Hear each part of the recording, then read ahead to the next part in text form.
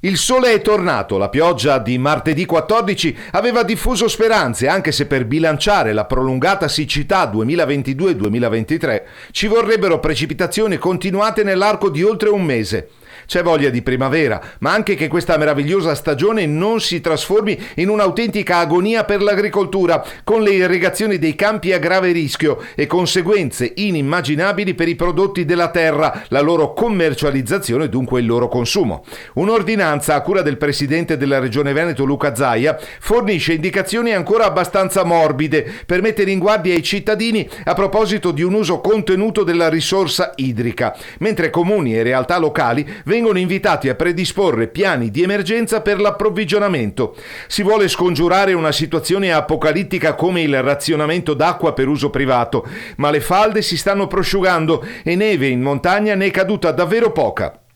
La Regione sta accelerando la creazione di opere infrastrutturali come invasi e bacini di laminazione, 3 nuovissimi in provincia di Vicenza, pensati, ironia della sorte, nei tempi in cui il Veneto era alle prese esattamente con la situazione opposta, ovvero le esondazioni dei corsi d'acqua. Da questo territorio, al Friuli Venezia Giulia, fino alle aree prettamente montuose quali le province autonome di Trento e Bolzano, a nord-est si teme per l'agricoltura ed il turismo, alle porte di una stagione che dovrebbe costituire la definitiva consacrazione del ritorno alla normalità dopo il triennio pandemico. Ma nella storia dell'uomo le calamità sembrano seguire un inevitabile percorso ciclico. Prima la peste del terzo millennio, che possiamo tranquillamente identificare nel Covid-19 e nel suo esercito di varianti e sottovarianti. Ora la siccità, la carestia, che ad altre latitudini del mondo, pur essendo un fenomeno sconosciuto, rischia di provocare conseguenze terribili addirittura dal punto di vista delle perdite umane.